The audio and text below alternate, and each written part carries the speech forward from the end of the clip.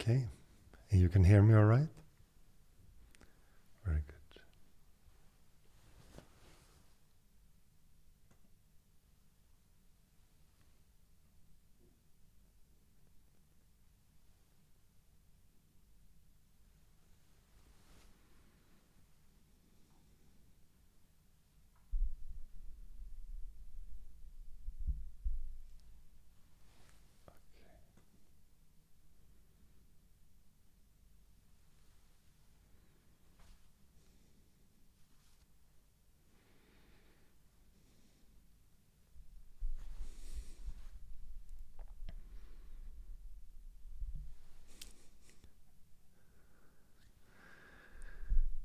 Okay. Usually I let you all in at the same time, but you just pop up one after the other. Very nice.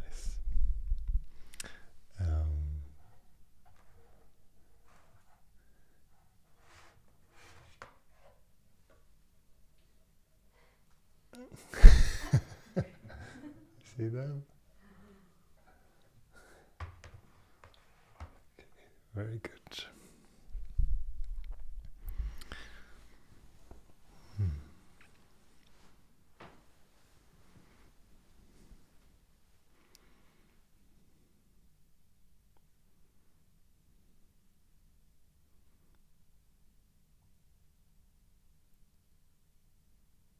So just see to it that you have a comfortable position.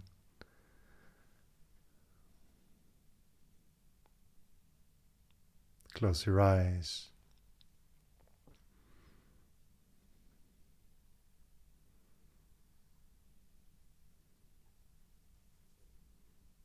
And just notice this moment.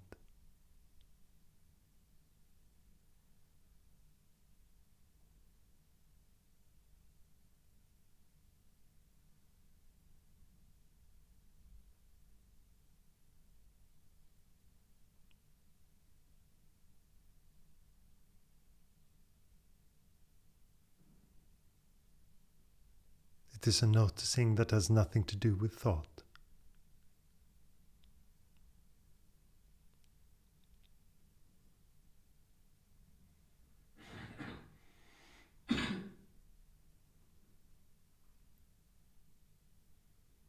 But in this noticing, you can recognize thought. See that there is thinking.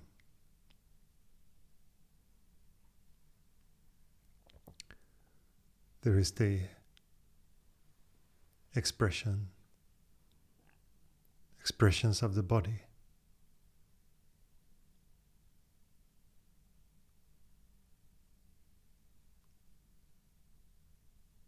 Emotional content.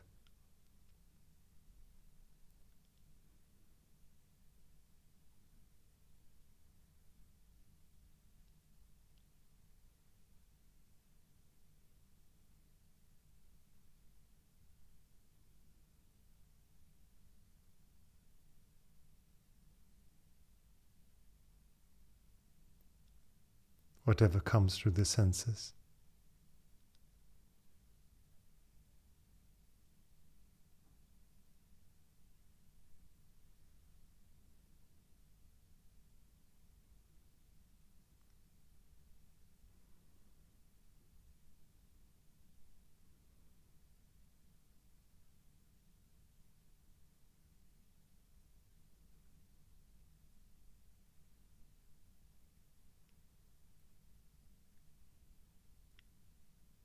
And see if you can just test this awareness.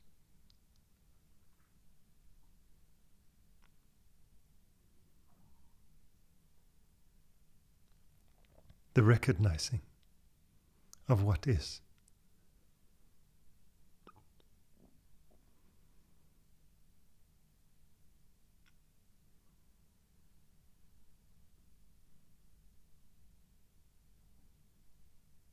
It can be experienced like you have to have some effort to uphold this.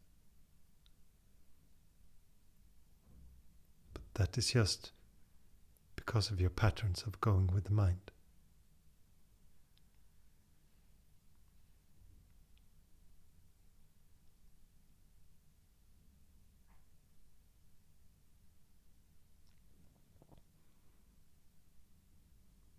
This awareness doesn't require any effort.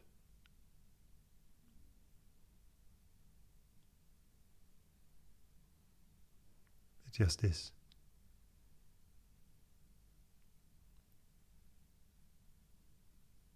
And whatever your content is today, it can be observed.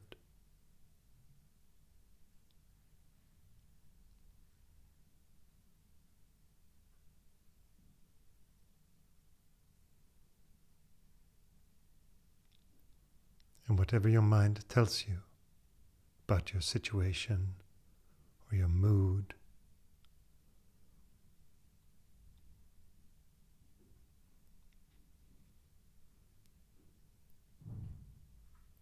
that is just another thought, coming, staying for a while, and going.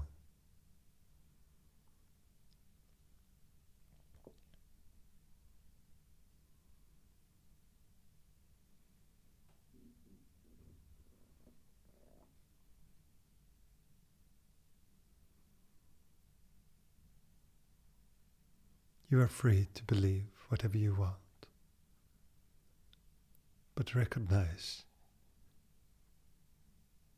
what identification creates and what it does to the mind.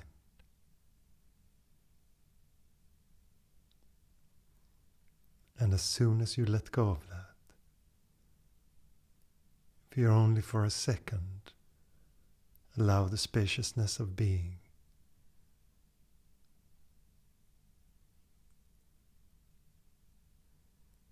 the mind again gets expansive, free, untethered.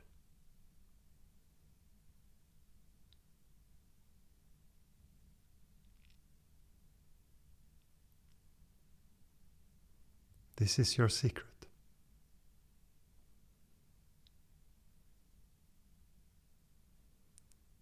That behind everything that you might assume that you are, there is this space.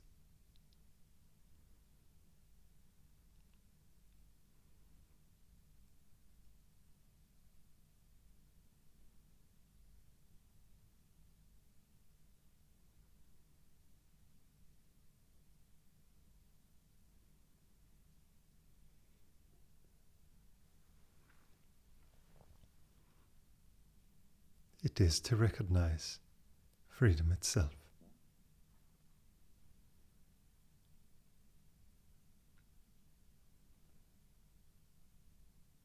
To recognize that you are the source of freedom.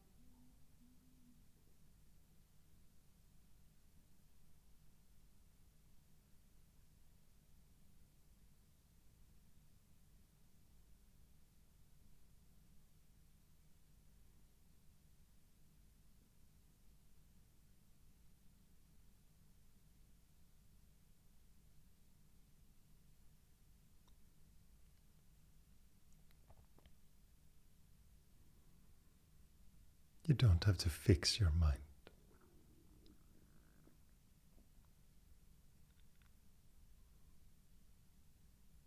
You just have to recognize what you are. And you are the space in which mind happens. Prior to thought, prior to the experience of the body.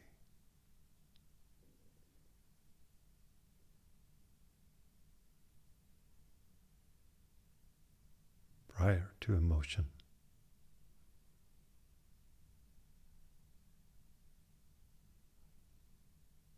And even prior to the idea of what you are.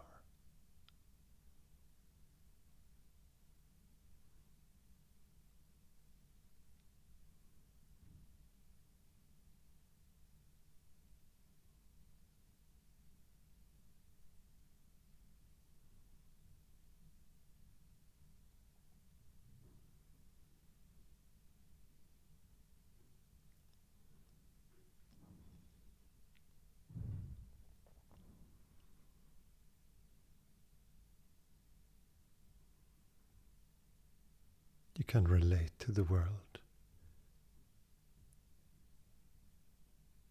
in many, many ways.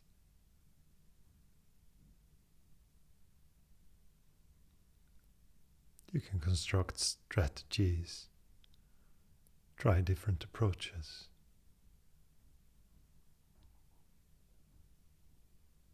Some will be more successful than others.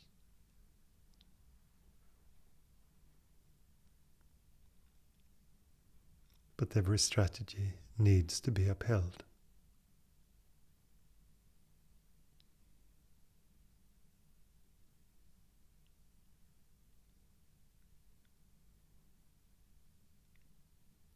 They require effort.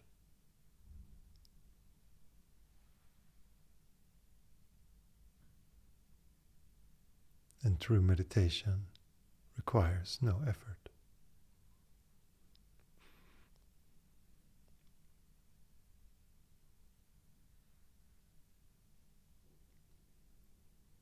It is just resting in this moment as it is.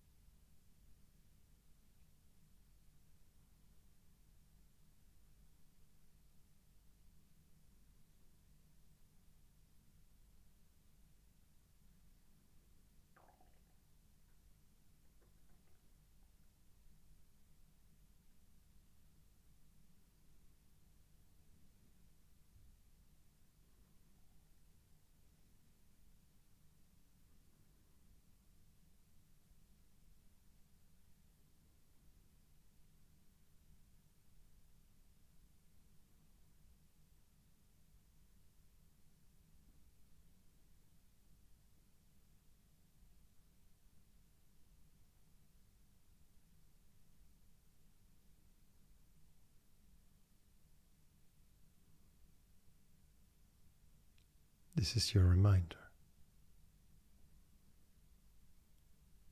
Your reminder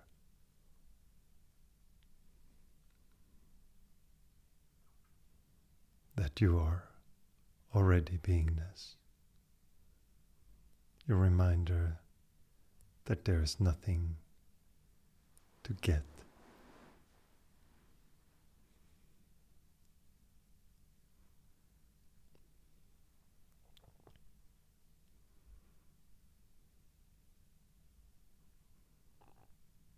Your reminder that if you look for yourself, you will find the nothingness of being.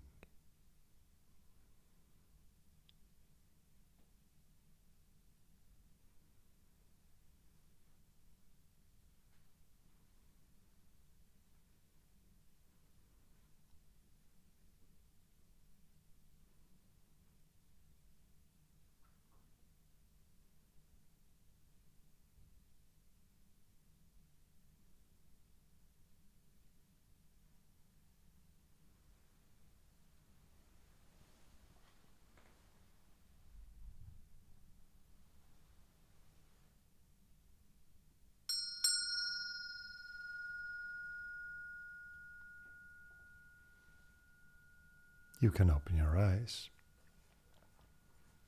move your body,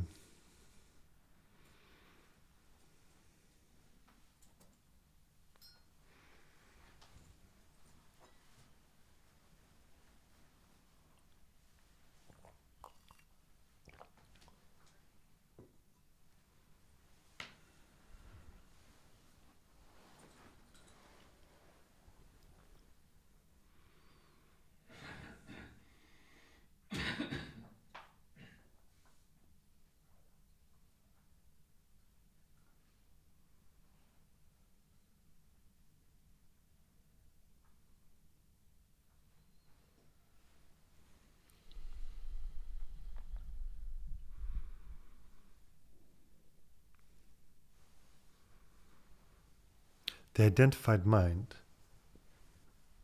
is, in a way, a very strange phenomenon. Because even if there is profound clarity, if you just identify with one thought, it's like it grows shut again, very, very quickly. It's like a trance that is put in front of our eyes. And suddenly, from just resting in beingness, you believe that you are a person. It's quite a strange phenomena, is it not? And if you question the source of that person, you can also equally quickly come back to beingness.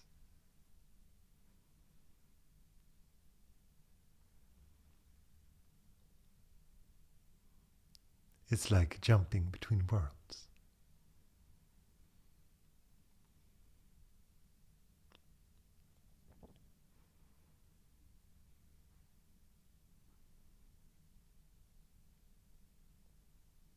And these two worlds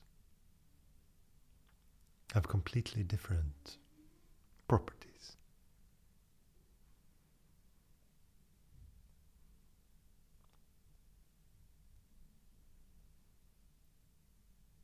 One is very forced, very rigid, very much black and white, has a feeling that there are always choices, that in every situation you're either for it or against it. These kind of things.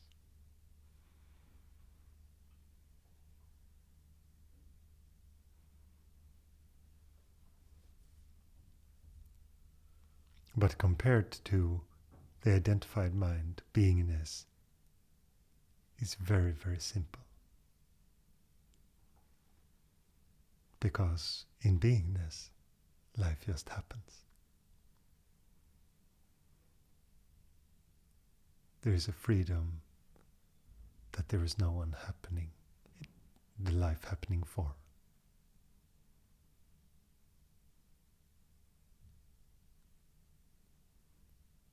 There's just a space. And the actions might be there, but they're just happening.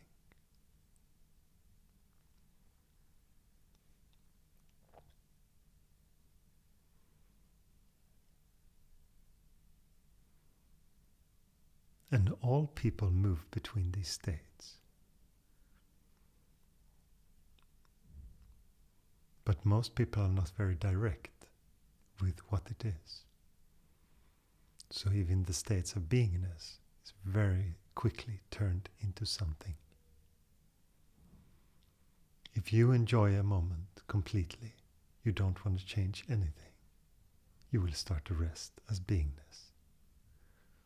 But the idea that that moment was the thing that brought you that peace is the illusion.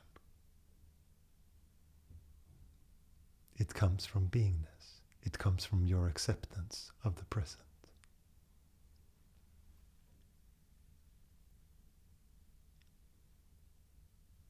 But we get confused because our senses are turned outward and we see the world And we're so good at drawing conclusions, seeing patterns. This happens, that's why I feel peace.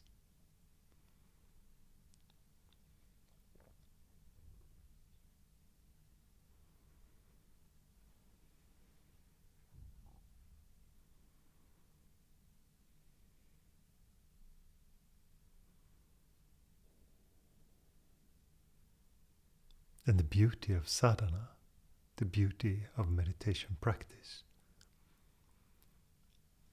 is that you can find out. And the beauty of life itself is that it will show you that nothing external brings you happiness. It sounds harsh.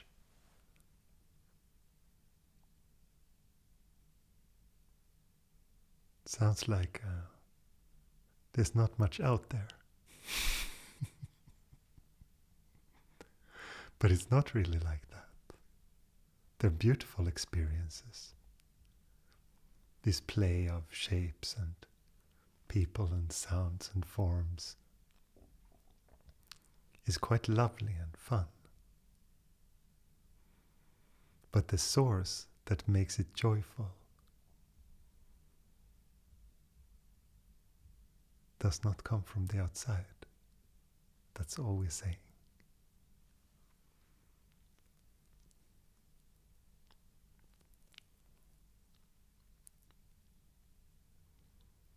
Because otherwise, how could it be that you could be at peace doing nothing with your eyes closed on your meditation pillow?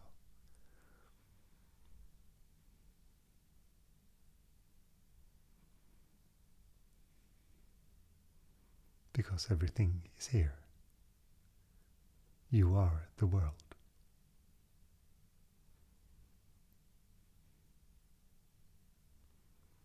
And if you have looked into meditation a little bit, if you have practiced, it's not a strange comment.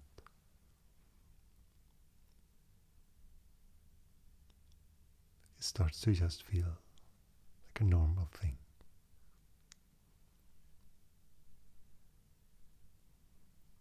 And you start to recognize that what you think that the world is what you are, how you view yourself. This is also another moment of great honesty.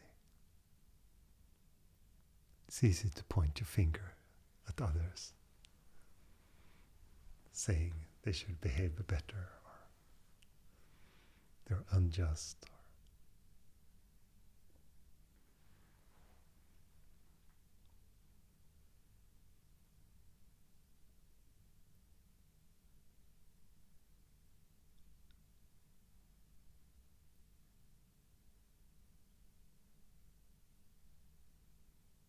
And all that finger pointing just creates separation. It says that some people are right, they can be loved, and some are not worthy of love. But the strange thing with love, if you really embrace it, is that there is no such thing as a limitation on it. It's actually not even personal. It's universal. It embraces everything.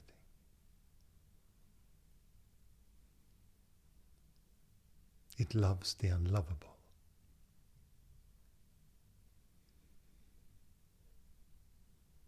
It doesn't mean that you agree with all behaviors,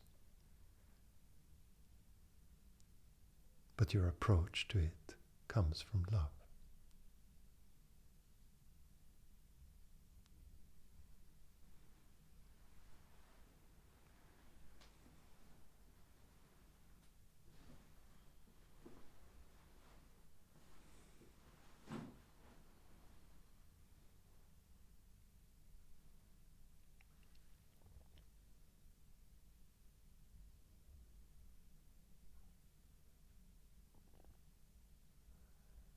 And in our love, there is deep acceptance of what is happening. I know this is a hard thing to really grasp because many people think of acceptance as a part of the relative.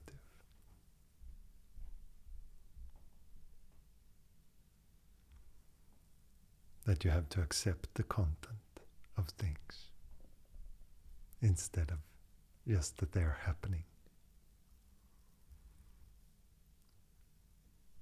The acceptance just means that there is no identification with it.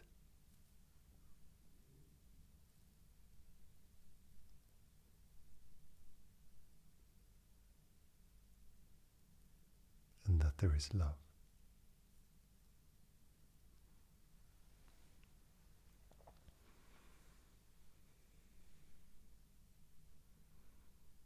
Love is a great word because everyone understands it on some level, have a relationship to it. But we often compartmentalize it. We say, I love you, but I don't love you. And what we actually mean is, I like you, but I don't like you. Because love goes much deeper than that.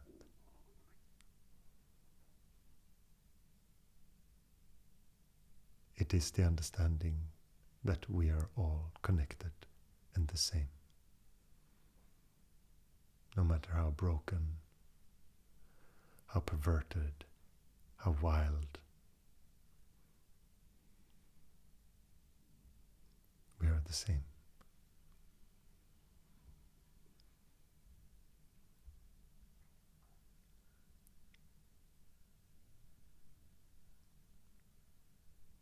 And this love goes deep.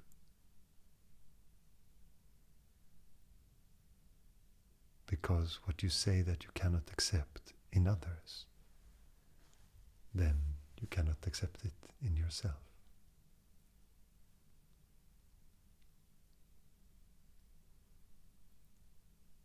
So can you allow the embrace of everything that you feel is broken in you? Everything that you're not proud of. Everything that you usually want to push away.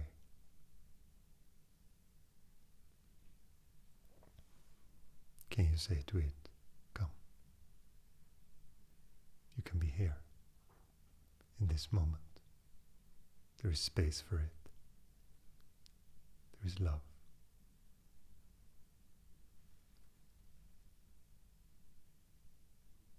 It's all allowed to rest here.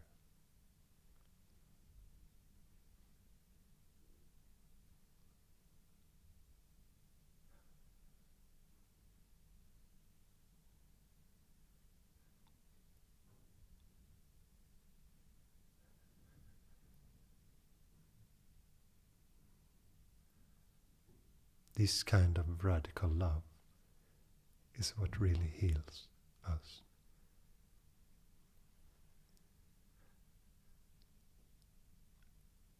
And that healing is not in fact that there is a fixing in that healing.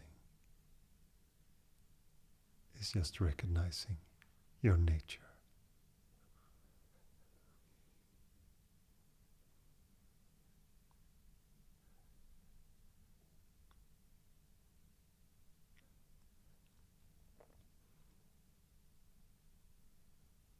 And if you stay with what is, what needs to leave will automatically leave.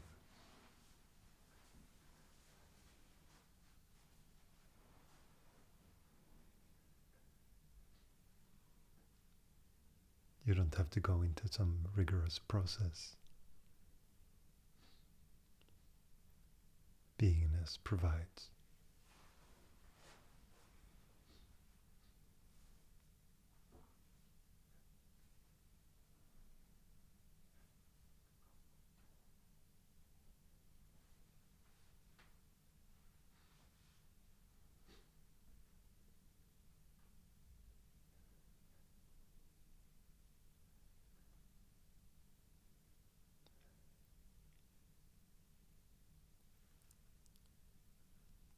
love as at its most beautiful is not personal.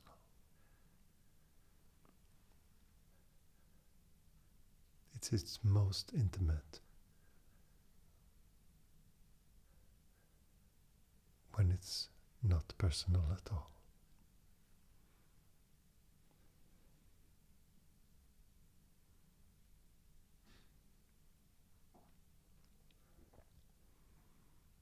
That love has no limitations, no boundaries.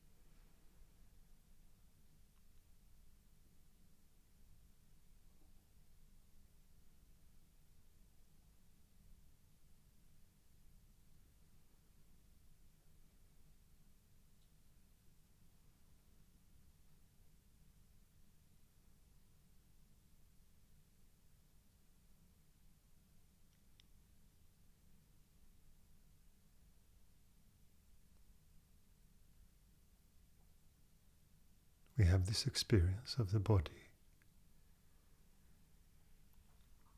feelings, thoughts. You might have the idea of your place in the world, your limitations.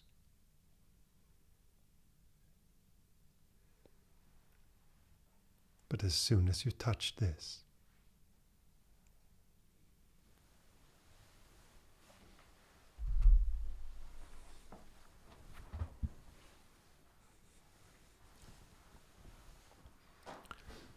you understand that you're limitless.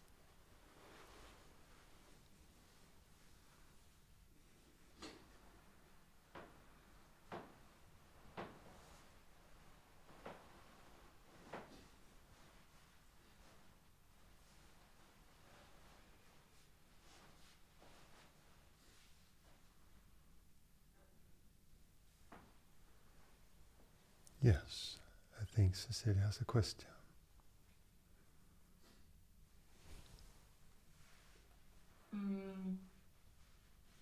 I was just what came up in me when you said love is most beautiful when it's not personal.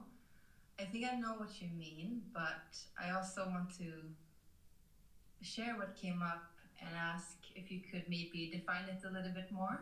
Because what came up was like, well, love is equally as beautiful no matter how it is perceived by the person or expressed in the individual. It's still the same love, right? Whether Yeah. it's attachments or not.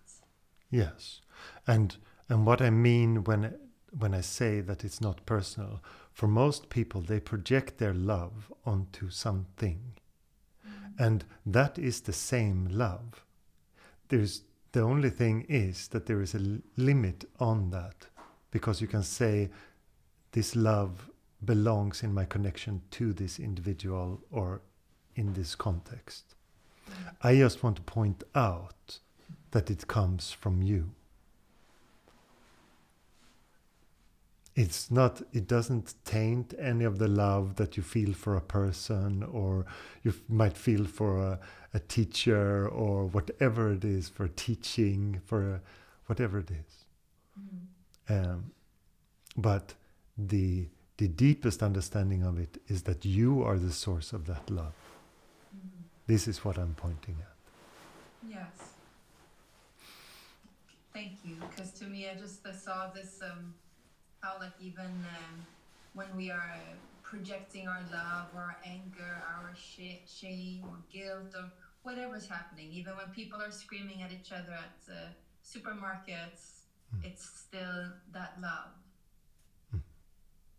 Yes, if one define it on the deepest level, it is what, if you see that love in yourself, you see it in everyone. Mm.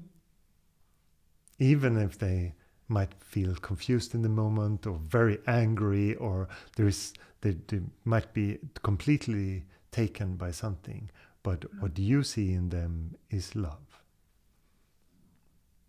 Thank you. Mm. So first I thought you meant that you were invalidating some sort of love, but No. I think I understand what you mean now. Yeah.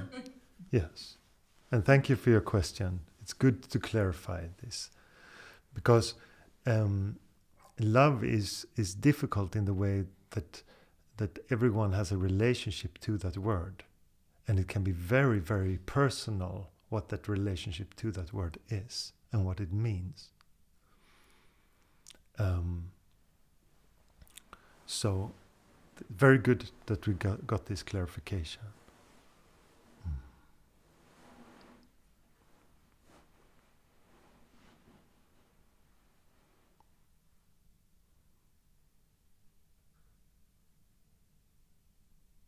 And we have also a lot of ideas of self-love and what that is.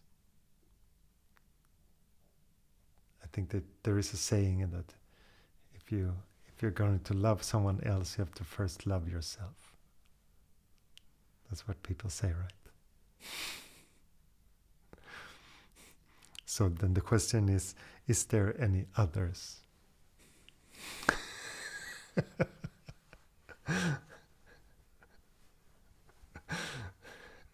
And what does it mean then?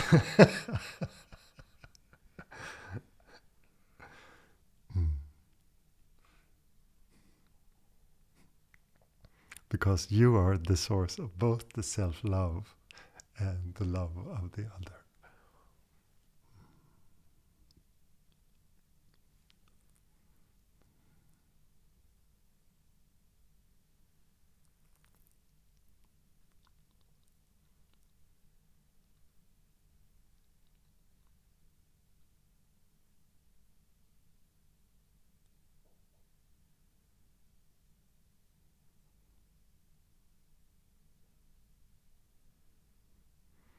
Your meditation practice is not about finding faults,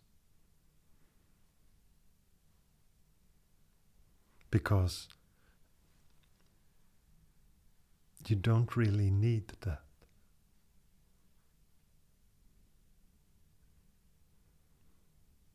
It's just to return to the source of being and allow everything in.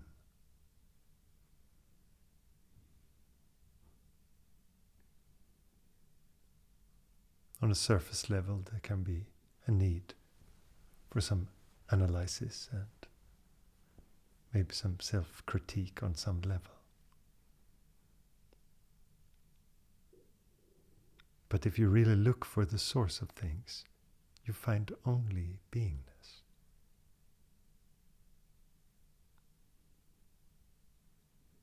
You find only the stillness that you are.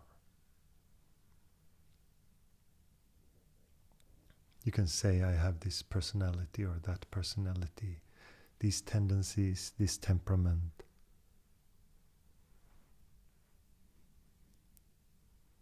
But they all happen in this beingness.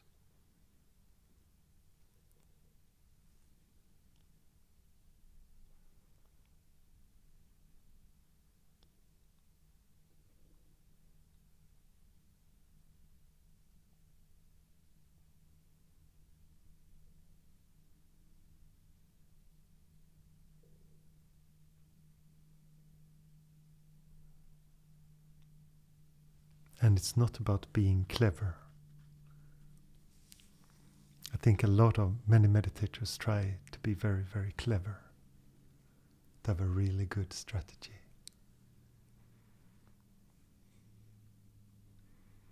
To think themselves through things.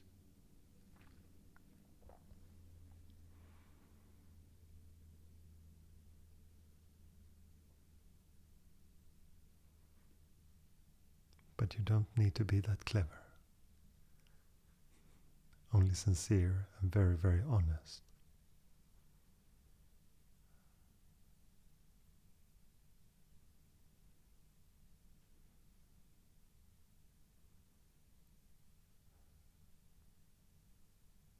can you allow this moment to be?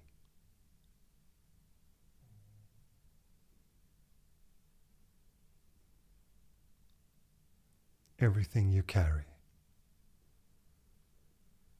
all the ideas that you have, all the projections,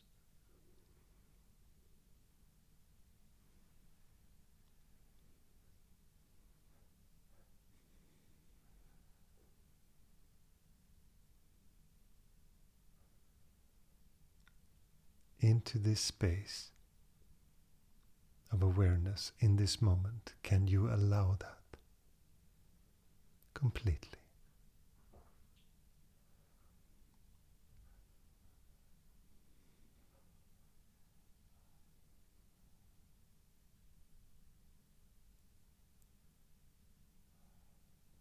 All the heaviness that you carry, the idea of your person, what your situation is,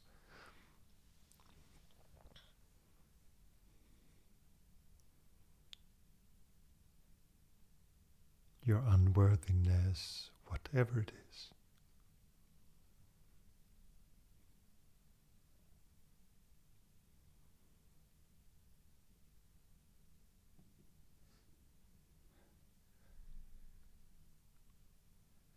And instead of holding it at arm's length, can you let it in? Embrace it fully.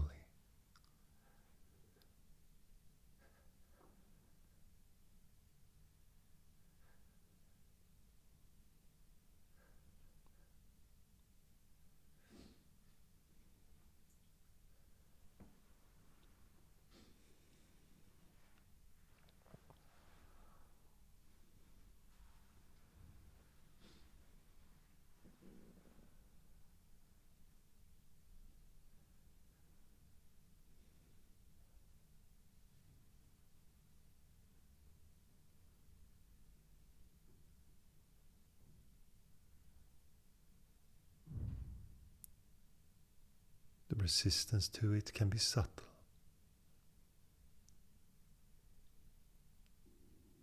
It can be your intention of really, really trying to embrace.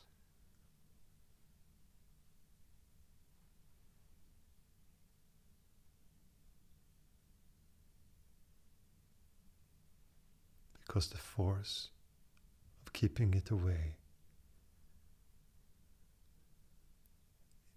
is what is an action. It's not an action of just allowing this moment to be.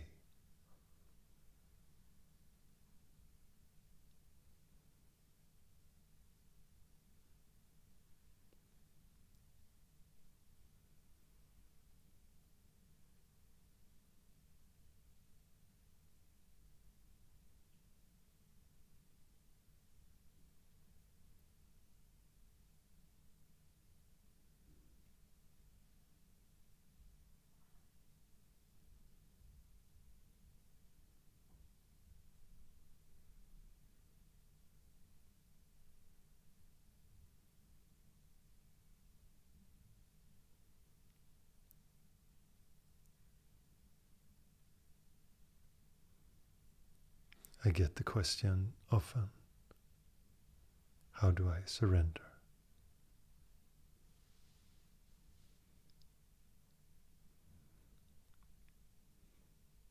And an answer could be, stop resisting this moment.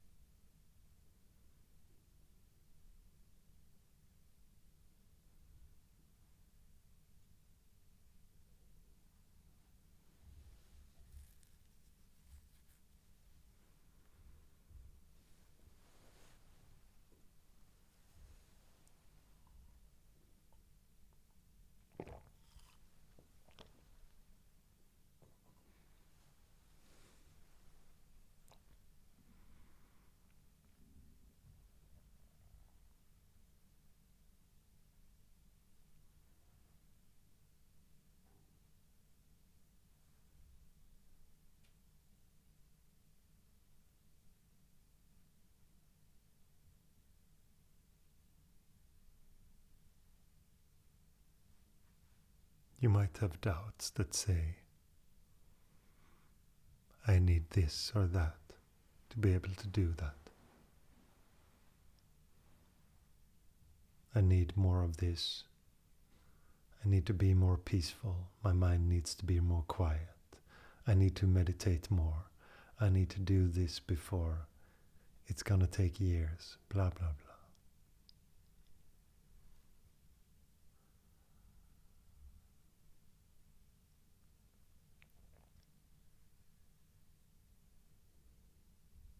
These are the ideas that are your obstacles, your beliefs.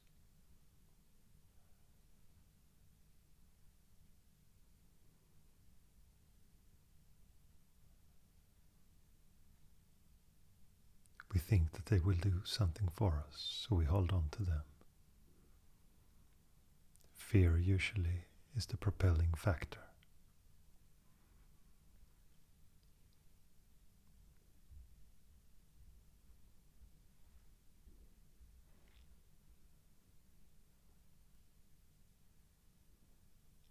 And fear is what builds the construct of the ego.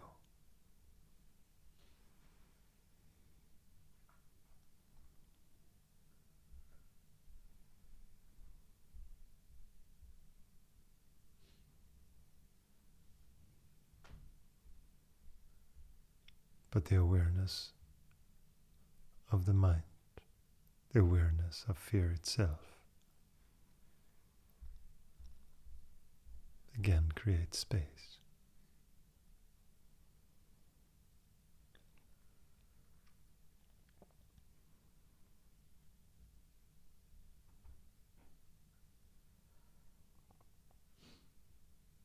It is in unconsciousness that the ego can run rampant.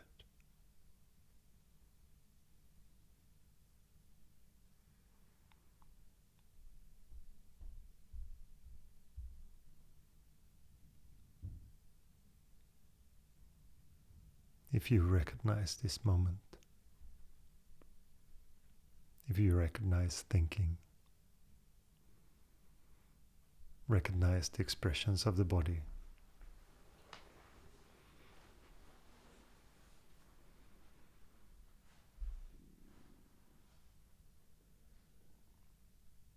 you break the movement of the egoic mind.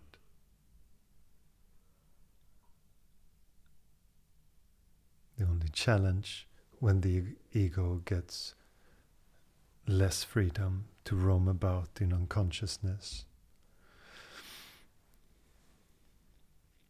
is that it will resist.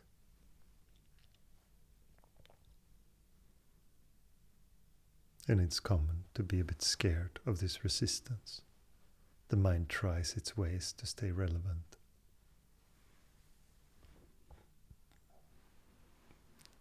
It's tried to scare you with things like, if you're going to continue this, you're going to be alone or insane.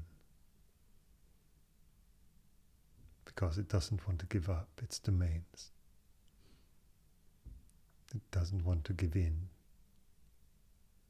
to the spacious mind.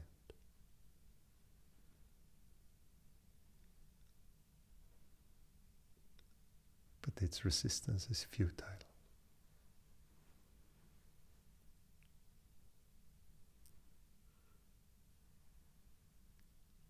It cannot do much. It has no chance against beingness.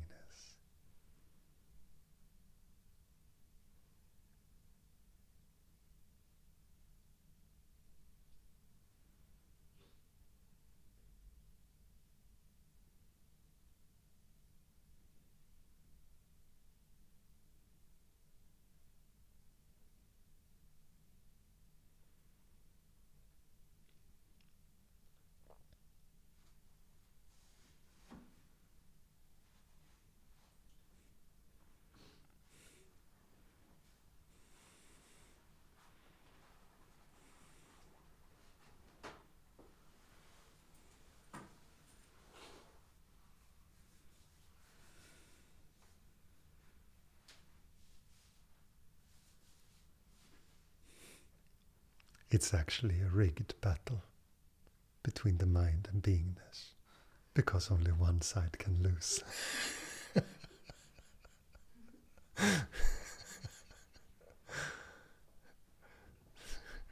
The ego side can seem very tough, pump itself up a lot.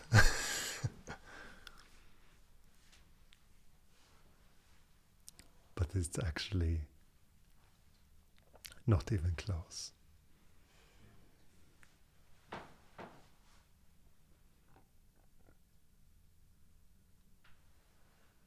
Because the qualities of the egoic mind is that it comes and goes, and that is not the qualities of beingness.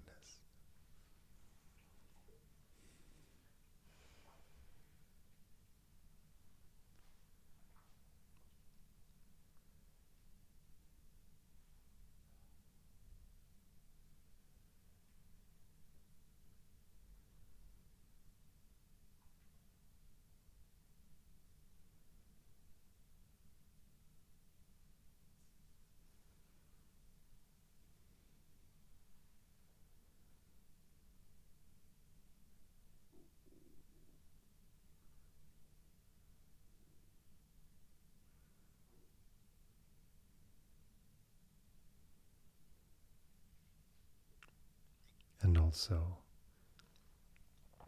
in actuality, it is not a war.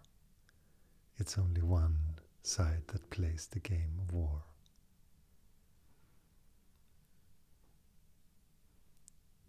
Fighting for its space. The ego is trying to keep the stillness at bay.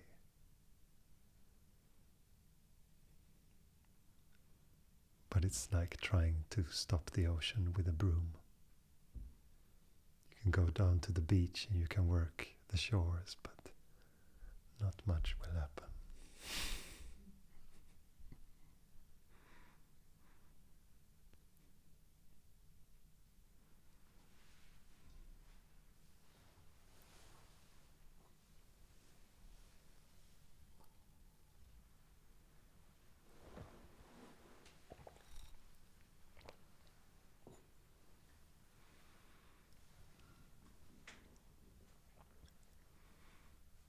Is there any questions today?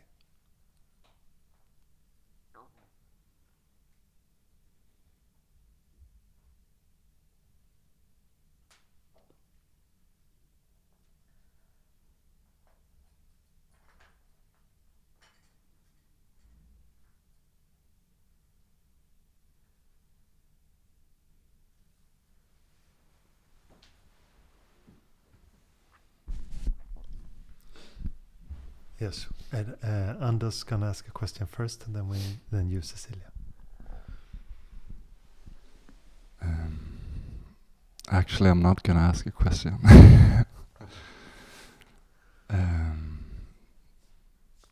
But I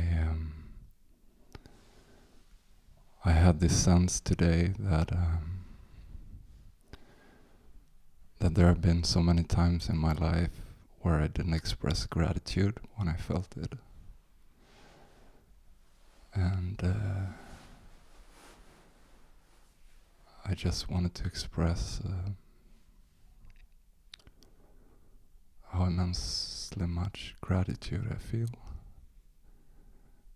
for this, for you, Marcus, and this community.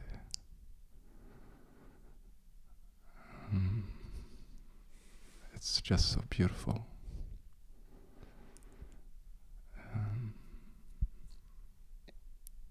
And I feel glad that I said it today. Very good, thank you. That's all. Very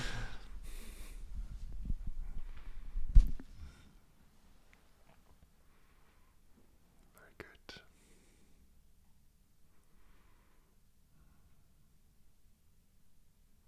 Okay, Cecilia.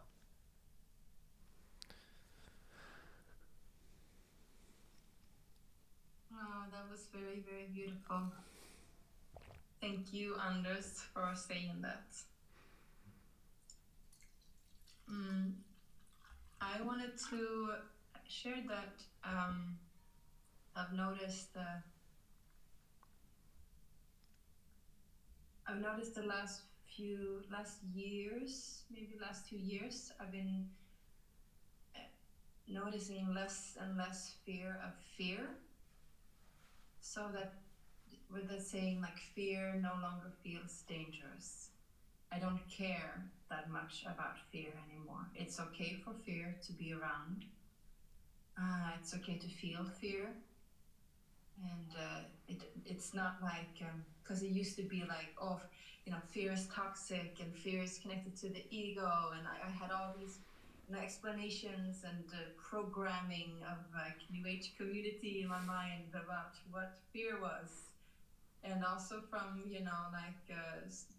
modern day psychology and all this stuff. But then I've noticed this a collective thing too, because a lot of people are talking up more about fear and people being more courageous about their insecurities and their fears. So I think it's a shift that we're doing together. But maybe if you want to just elaborate a little bit on, because there's you told me too, like fear is a precious jewel with the Jida Krishnamurti, and you sent me that text a while ago, and it was so beautiful. Maybe you could share some of that. How important fear is. Yes. It actually, when it comes to fear, it is so direct in a way that it is a great teacher.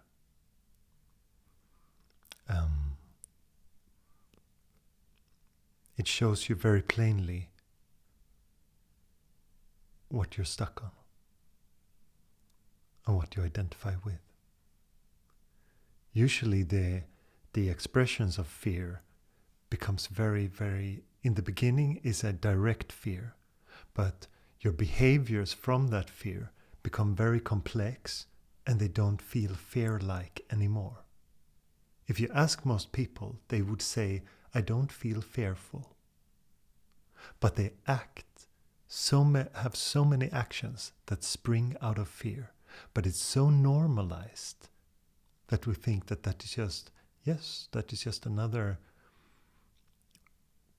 You have made 100 steps from the original fear, and now it just feels like a normal behavior or thing that you do in your life. I have to respond like this, and otherwise it's gonna. And you have a really nice story why you have that. And when you follow that all the way back, you see the original fear. And sometimes, if you're in luck, you meet people that just poke you and poke that original fear in you. People experience usually more in relationships or romantic relationships, because then it feels so close, it feels so prevalent. And I say if you're lucky, because it's a great thing that comes up with that. Because all these fears, the common ones, fear of abandonment, fear of going insane, fear of loneliness, and sometimes even the big one, fear of death. When they rear its head, they are just an expression, and when you identify with it, you get to suffer it. And when you just see it, see how it comes, stays for a while and goes, you realize that it is just another thing. It's just another thing that tries to start a war, tries to start fragmentation and conflict in you.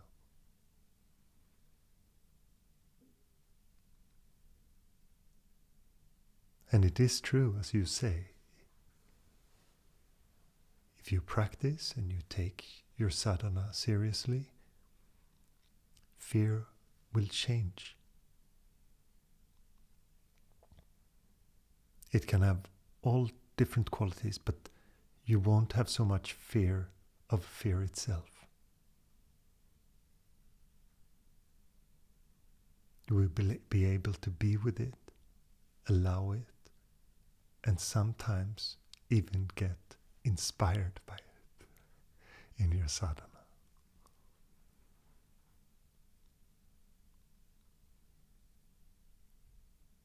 And it reveals the core of the ego.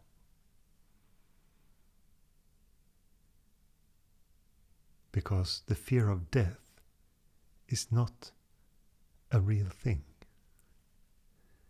It's the fear of the ego disappearing. The idea of the person.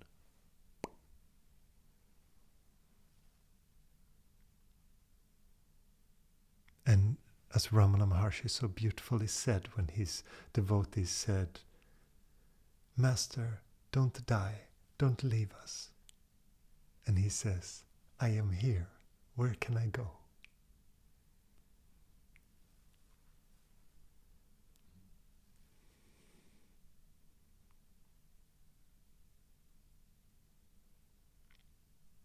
And with the beauty of beingness, the fear of dying subsides.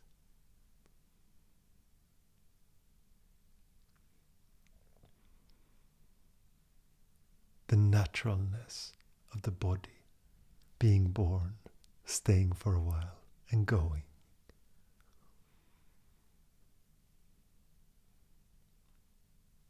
The recognition that that is exactly what it is and what it should be.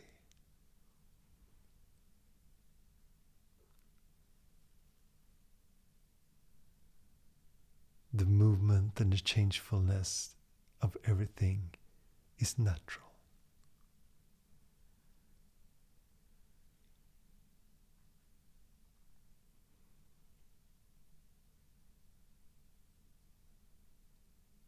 And the more natural it will come to you, the easier it will be.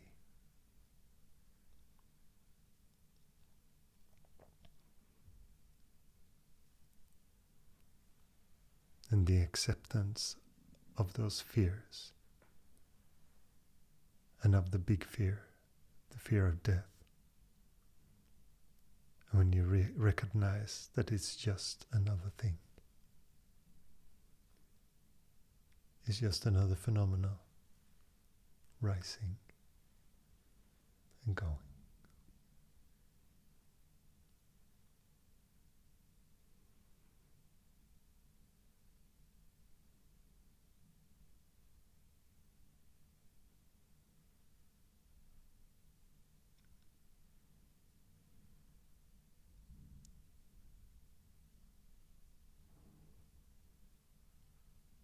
And with the identification of the egoic mind comes the whole idea of a lifespan, of all these demands on what life should be, how long you should live, all this nonsense. And most people don't like that they don't know. So they have an idea. I'm going to live for 90 years and everything less than that is not acceptable. But it doesn't work. It's just a resistance to what is. Life is uncertainty. It is just happening as it should happen.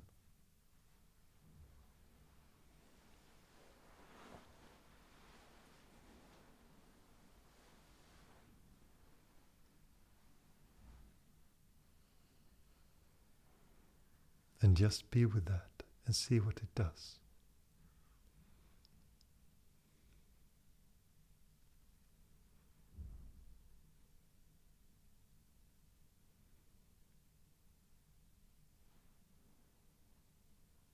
Notice the changeful nature of everything. You have a lot of stuff to look at because it's all of it. Every emotion, every thought, every phenomena, everything that you see. Everything is just constant flux, constant movement. There is, in actuality, only one stable thing, and that is beingness, awareness itself, whatever you want to call it. Everything else in constant flux.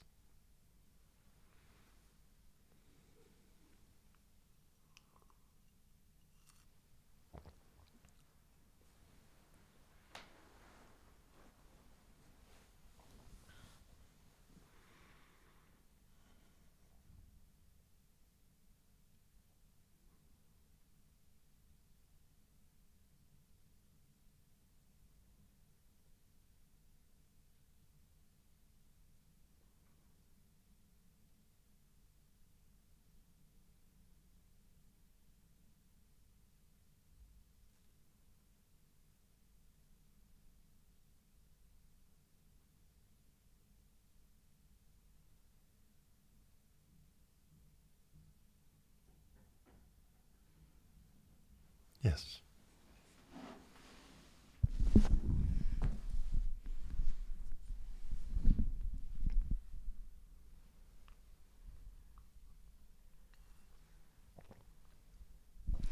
I'm noticing that I'm finding it much harder to stay present to pleasure and enjoyment in life. And now my practice is a lot about shaking and dancing, and it wakes up the body and the system. And but it's very intense, and I don't know what to do with it somehow. And but it's also very beautiful. But I'm just noticing that when, for example, pain comes up, it's natural to just cry it and release, and that feels good. And then I know what to do, and then maybe there's less trauma in the body now, and it feels good. Yes. I feel so confident there to be with that.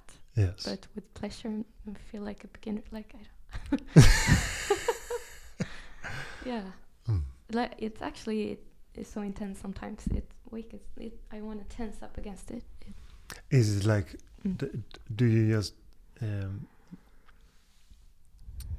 Is it just pleasurable in your sadhana, or is it like pleasure in life, in general life? In general. Yes, I'm not used to allowing it or letting it flow openly. Yes. It's very open. Yes. Yeah.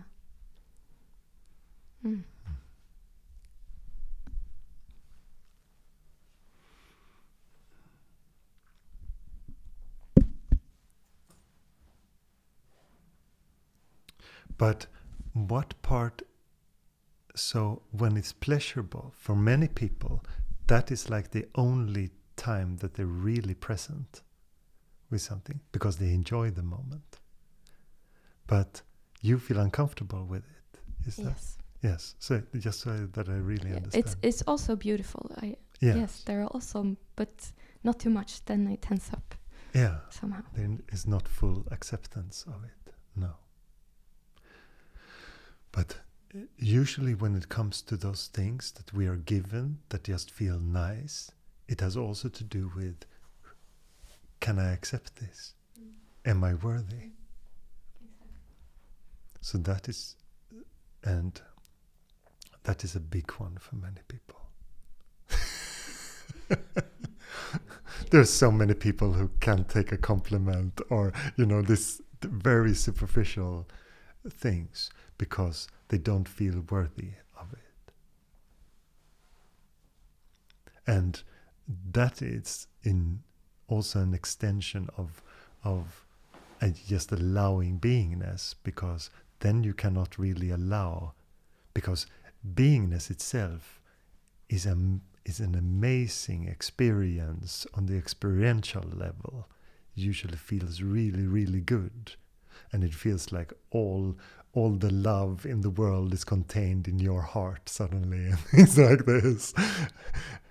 And it's so easy to think, who am I to have this? And even like on the more surface level, all these experiences of pleasure. Who am I to embrace that? But that just reveals the deeper resistance to that deep acceptance of the moment.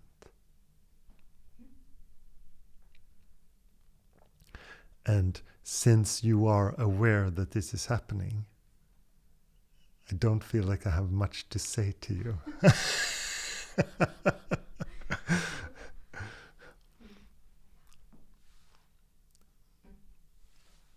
And I think that you also just intuitively know that it's just about completely embracing. But what you're posing is also something that usually first people get to work with their darkness. And you do that to some point. And most people find their darkness uncomfortable, but also when you start to be comfortable with it, it's not that big of a deal.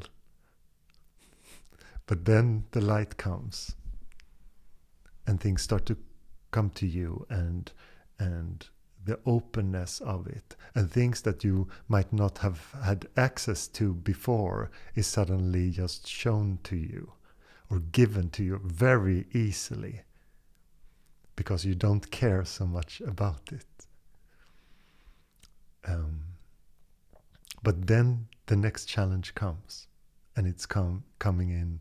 Can you accept the light? Can you accept the beauty of things?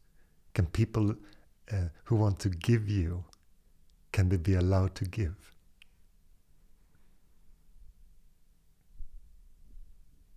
Yes, it feels easier to let it flow through me and give outward. Yes. Yes. And that's usually how people also think that it's gonna be expressed. That I will find something nice and then I will share it, right? But it changes the world. So it also changes how everyone approaches you and how they want to give things to you, and how they want to show their love and all these things. And it becomes big and completely different from the idea of it. I'm with my stuff and then I share, and suddenly it's like, oh, there's so much interaction and there is so much natural giving.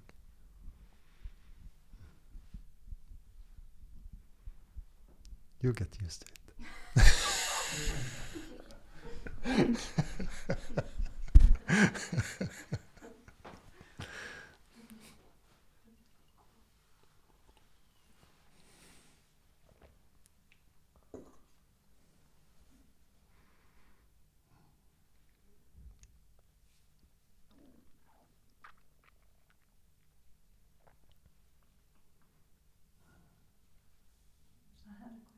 Yes. I think that maybe you have to come a little bit closer. Yeah. What about the attachment to love? Yes, to the attachment to the idea of love. Ideal, yeah. Yes, because when we talk about love, it is the beingness itself. So the attachment to love is just to the idea of love. But this can also be a very challenging one, because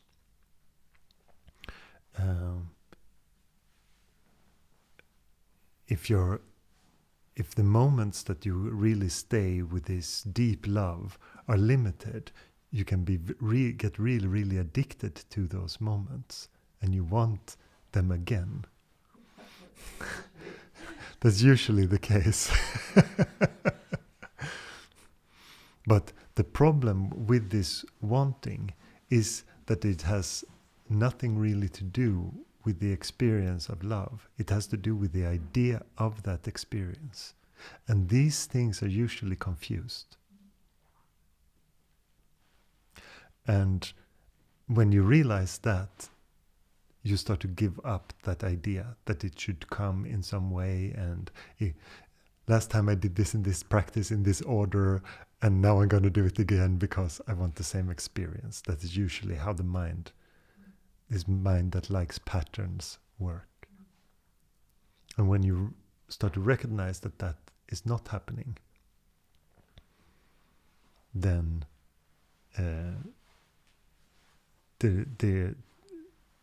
you might feel inclined to start to give that up.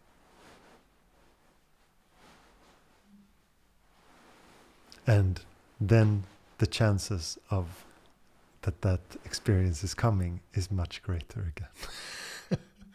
Because this the mind that expects limits what we look at a lot and how we take on life a lot. Judy Krishnamurti called it the tyranny of expectations, and that is a good name for it, because it really narrows our possibilities. And when it comes to your practice, it takes away everything. It takes away all the life and the naturalness of it, because you really want something from it. That's why I discourage all people. Ask me often, is it good? I want to get rid of my anxiety. Is it good if I meditate? These kind of things. And the problem with answering, yes, meditation can cure your anxiety, is that the idea that you have going in is the idea to get rid of something. So you start with an expectation what you should do, and when it doesn't work, you throw it away. But so I don't like that approach to it. I try to get people to have another approach to it, a more explorative approach to it, and not to look for love or to be free of depression or whatever it is. Is it relation? So when you say that, do you mean to have different relationship with objects, or with the world, or with oneself? Sorry, I didn't understand you. You said something like, I don't know the phrase really, but about like when you get attached to love, or when you want to get rid of depression or anxiety, then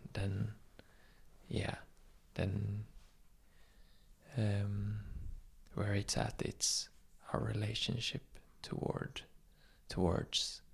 feelings or objects or people or the world or ourselves, right? I'm not sure. No. I'm not sure. It was not so much of a question, or it was more like, you want some clarification. Yeah, maybe. Maybe more like that. But I haven't understood yet. No, what it is that you want to clarify. I get that. So I was more thinking about like, if we want to get rid of anxiety, or if we want this or that, our problems, or the problem with that lies at the relationship we have with the identified the identification of it is what creates the problem, and you want to solve that problem through identification. Do you understand? You try to solve it through having a strategy as the ego. And this is, I understand what those questions are coming from, because that is the approach that most people have to their life. They just try to solve the mind with the mind. They have a better strategy, they try another approach, they try this or that. But ultimately, it will not show you who you are. It will not show you beingness. It will just create more mind. What do you mean create more mind? Yeah, it will create more thoughts, more thought patterns, and that's what happens ultimately if you never check that, if you never practice anything and you just allow the mind to roam freely. And in the end, there will just be thoughts after thoughts after thoughts with almost no gaps. And it will be very, very difficult with the practice. And you will need some support in the practice, like mantras or things that can support you until the mind starts to get spacious. But and that is a very important part of understanding what a relaxed mind is and what a healthy mind is. It's just spacious. There is gaps between thoughts. Things are just naturally happening. And many people, they make all kind of names for those spacious parts of their life. They call it to have flow or all these things. But it is just a natural pace of things. And the mind with the thoughts creates very stiff and constructed, always tries to counter all these things. There's too much of this, I have to...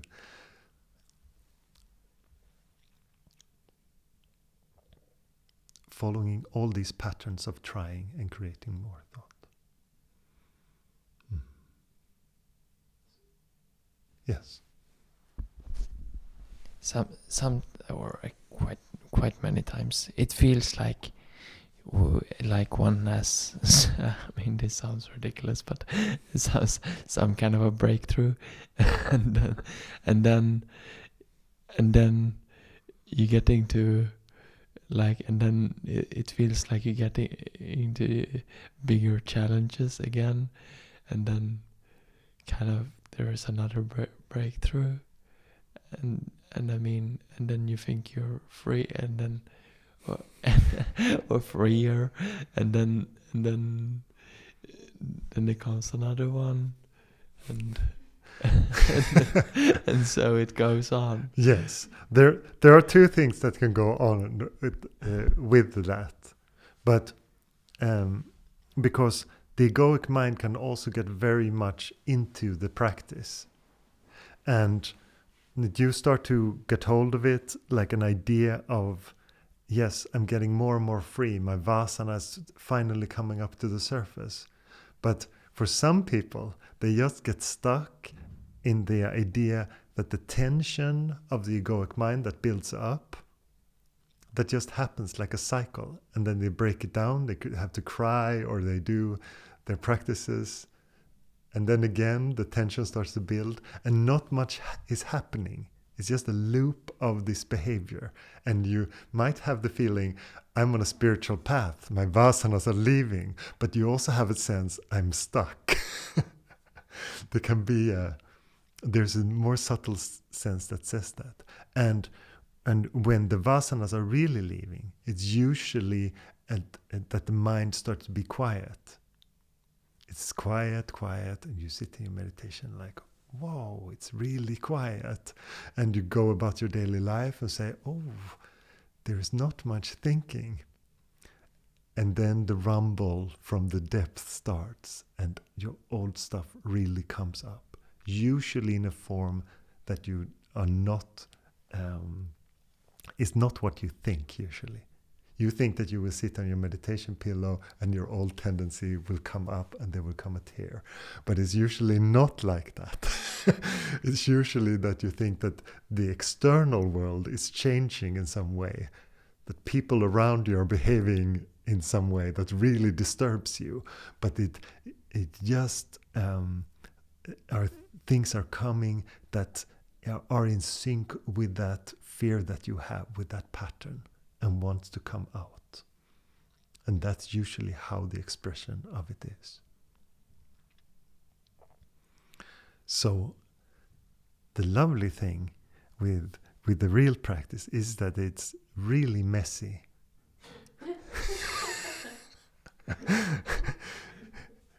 It's not nice, and it's not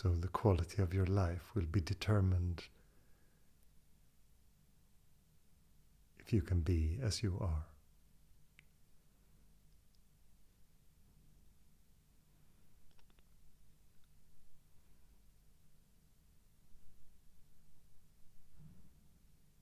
It can sometimes feel like a curse, but it is the beauty of this life.